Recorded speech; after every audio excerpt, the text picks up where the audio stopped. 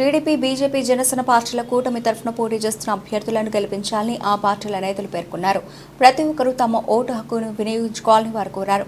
కాకినాడలోని ఓ హోటల్లో TDP, BJP, Janasena కూటమికి చెందిన నేతలు మాజీ ఎమ్మెల్యే టీవీ రామారావు, నల్లం శ్రీనివాస్, గట్టి సత్యనారాయణ, మాకిరెడ్డి భాస్కర్, గణేష్, గుత్తుల రమణలు విలేకరులతో మాట్లాడుతూ కాకినాడలో కూటమి అభ్యర్థులను గెలిపించాలని, నగర ప్రజలకు మౌలిక వసతుల కల్పన, కాకినాడ పోర్టు అభివృద్ధి, డ్రైనేజీ, తాగునీటి సమస్యలు లేకుండా ఇబ్బందులను పరిష్కరిస్తామని చెప్పారు.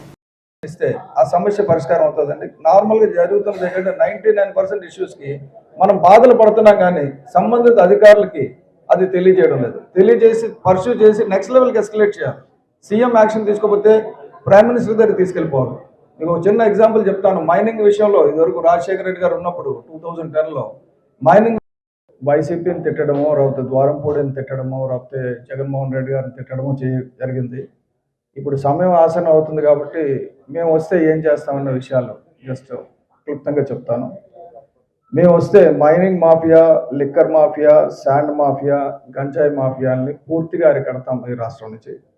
అలాగే యువతకు ఉపాధి కల్పిస్తాం. ఉపాధి ఎలాగంటే స్వయం ఉపాధి, ఒక 10 లక్షల రూపాయల గ్రాంట్ ప్రతి నియోజకవర్గంలో 500 మందిని సెలెక్ట్ చేసుకుని యువకుల్ని 10 లక్షల రూపాయల గ్రాంట్ తరపునే. అలాగే వర్క్ ఫ్రమ్ హోమ్ అని చెప్పేసి విదేశాల్లో పనిచేస్తున్న వాళ్ళు చాలామంది ఈ కోవిడ్ బారిన పడిన తర్వాత చాలా ఉద్యోగాలన్నీ కూడా ఇంటి నుంచే వెళ్తున్నాయి.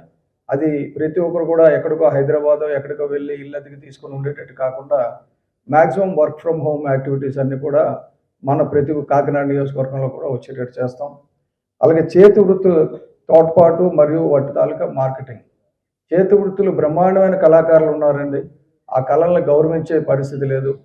ఈ ఉదయం ఇక్కడ విశ్వకర్మ అంటే 5 చేతి వృత్తుల తాలూకా పెద్దలు వచ్చి మాట్లాడడం జరిగింది. వాళ్ళందరికీ కూడా మేము చెప్పేది ఏంటంటే కమ్మరి, కుమ్మరి, వడ్రంగి, అలాగే కంసాలి ఇటువంటి కార్యక్రమాలన్నిటికీ కూడా చేతి వృత్తులకి ప్రత్యేక ఆదరణ. ఎందుకంటే ఏదైనా మిషన్ మేడ్ కంటే హ్యాండ్ మేడ్కి ఎక్కువ కాస్ట్ వచ్చేలాగా దాన్ని మార్కెటింగ్ చేస్తూ దాన్ని అభివృద్ధి పరుస్తాం. అలాగే వ్యవసాయం లాభసాటిగా మార్చడానికి ఆర్గానిక్ అగ్రికల్చర్, అలాగే ఫ్లోరికల్చర్ అటువంటి కాకినాడలో ప్రమోట్ చేసి వాటి తాలూకా మార్కెటింగ్, భూజల నీటి, అలాగే ఓఎన్జీసీ ఇచ్చే కాంపన్సేషన్. ఎందుకంటే ఎక్కడైనా ఏదైనా తవ్వకం జరిగితే సముద్రంలో దానివల్ల అక్కడ మత్స్య సంపద నాశనం అయిపోతుంది. అది మత్స్యకారులకు చెందాలి, కానీ మత్స్యకారులకు ఆ విషయం తెలియకపోవడం వల్ల ఓఎన్జీసీ నుంచి రావాల్సిన వందలాది కోట్ల రూపాయల నిధులు మనకి కాకినాడ మత్స్యకారులకు రాకుండా పోయినాయి. అవన్నీ వచ్చేటట్టు చేస్తాం. అలాగే గ్రామ స్వరాజ్యం తీసుకొస్తాం. ముఖ్యంగా ఏంటంటే ఆర్టికల్ 243 ప్రకారంగా గ్రామానికి చెందాల్సిన నిధులు కానీ, పంచాయతీలకు చెందాల్సిన నిధులు కానీ, అలాగే వార్డులకు సంబంధించిన నిధులు కానీ వాళ్ళ అధికారం లేకుండా ఈ చంద్రబాబు అంటే ముఖ్యమంత్రులు, మంత్రులు వీళ్ళ అధికారాల్లోకి వెళ్ళిపోతున్నాయి. దాని నుంచి మనం వెనక్కి తీసుకొచ్చి గ్రామ స్వరాజ్యం, రాజ్యాంగ హక్కులు కల్పిస్తాం. మహిళలకు రక్షణ, అలాగే బీసీలకు రక్షణ కూడా ఒక చట్టం తీసుకొస్తామని చెప్పడం జరిగింది. దళితుల హక్కుల రక్షణ, రాజధాని నిర్మాణం, మీ ఆస్తులకు భద్రత, ముఖ్యంగా ల్యాండ్ టైటిలింగ్ యాక్ట్ అనేది 100% రద్దు చేస్తామని చెప్పి మీడియా ప్రకంగా తెలియజేస్తున్నాం. నిర్వాసితులకి, చాలామంది నిర్వాసితులకి ఏ ప్రాజెక్ట్ అయినా సరే నిర్వాసితులకు న్యాయం జరగడంలా, అది సెస్ బాధితులు కానీ, ఉక్కు పాండ బాధితులు కానీ వాళ్ళకి చేస్తాం. అలాగే వారసత్వ సంపద పరిరక్షణ.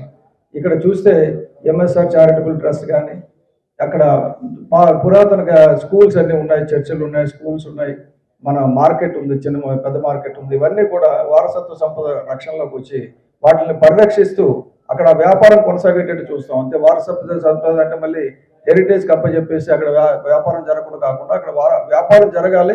అటు ఆ బిల్డింగ్స్ అన్ని కూడా అదే రూపులో ఉండాలి. అంటే మనం వందలాది సంవత్సరాల క్రితం ఇక్కడ ప్రాంతవాసులు అభివృద్ధి చెందారు, మనం ఇప్పుడు కొత్తగా అభివృద్ధి చెందలేదని చెప్పడానికి చేస్తాం. తప్పనిసరిగా టౌన్ సెంటర్లో మంచి మీడియా మిత్రులకి ప్రెస్ మీట్ పెట్టుకునేటట్టు, అది సెల్ఫ్ సస్టైన్ అయ్యేటట్టు, ఎందుకంటే మీరు మీడియా నుంచి కలెక్ట్ చేసిన ఛార్జీలతో సర్వైవ్ అయ్యేటట్టు చేస్తానని మీడియాకి మాటిస్తూ సెలవు తీసుకున్నాం. Thank you. మనం చూస్తూనే ఉన్నాం. వారు ఎన్ని అన్యాయాలు చేసినా, వైసీపీ వారు ఎన్ని అక్రమాలు చేసినా డబ్బుతో, దౌర్జన్యంతో, రౌడీయిజంతో మరి దేన్నైనా మనం చేయొచ్చనే విధానంలో వాళ్ళు కొనసాగుతున్నారు. దానికి నిదర్శన మన కళ్ళం కట్టినట్టు అన్నీ కూడా మనం చూస్తూనే ఉన్నాం. బియ్యం మన ఐస్ ఫ్యాక్టరీకి నీళ్ళు వెళ్తాయి పైకి, మళ్ళీ చల్లగా పడి కిందకు వస్తాయి, మళ్ళీ వెళ్తాయి. అదేవిధంగా పేదలకి చెందాల్సినటువంటి బియ్యం ఇవ్వడం, వ్యాన్లు ఖర్చు పెట్టి అవి ఖర్చు పెట్టి ఈ ఖర్చు పెట్టి రకరకాలుగా బియ్యం వాళ్ళ చేతికి ఇస్తూనే ఉన్నారు. ఇచ్చినటువంటి బియ్యాన్ని ఇదే ఎమ్మెల్యే గారికి సంబంధించినటువంటి వ్యాపారులందరూ కూడా వాళ్ళ రైస్ మిల్లులోకి తీసుకెళ్ళి మళ్ళా దోచుకున్నటువంటి దాన్ని మరి ప్రభుత్వ పరంగా నిర్ణయాలకు కట్టుబడి ఖచ్చితంగా అది అన్యాయం అని తెలిస్తే లాగి మళ్ళీ ప్రజలకు ఇచ్చేటటువంటి విధానం కొనసాగుద్ది. నువ్వు దోచుకోవడం ఎంత స్పీడ్గా చేసావో, నువ్వు దోచుకున్నటువంటి దాన్ని రూల్స్కి వ్యతిరేకంగా కాకుండా నువ్వు రూల్కు వ్యతిరేకంగా పోయావు. మేము రూల్కి లోబడి నీ దాన్ని తీసుకొచ్చి ప్రజలకు ఇవ్వడానికి మేము సిద్ధంగా ఉన్నాం, కంకణ మూమని చెప్పి హెచ్చరిక తెలియజేసుకుంటూ, ఎప్పటికైనా ఇంకా 3-4 రోజులు ఉంది, తప్పులు చేసి ఉంటే అర్జెంటుగా మార్చుకో, కనీసం మిమ్మల్ని మనిషిగా చూస్తారు ప్రజలు అని చెప్పి మరి వాళ్ళకి హితవు తెలియజేసుకుంటూ, మరి అతి ముఖ్యంగా 6వ నెంబరు గుర్తుని సైకిల్ గుర్తుపై మరి ఎమ్మెల్యే అభ్యర్థికి కొండబాబు గారికి ఓటేయించి, అలాగే మొదటి పేజీలోనే ఉంటుంది ఎంపీ అభ్యర్థి టీ టైం ఉదయ్ గారికి 9వ నెంబర్ మీద ఓటేయించి, ఎందుకంటే అన్ని పేజీల్లోనూ 9 ఒకటి ఉంటాయి కాదు, మరి ఎంపీ దానికి 9వ నెంబరు, ఎమ్మెల్యే దానికి 4వ నెంబరు. మరి ఓటేసిన తర్వాత అలాగే పక్కన ఉన్నటువంటి రోడ్లకి 6లో ఎమ్మెల్యే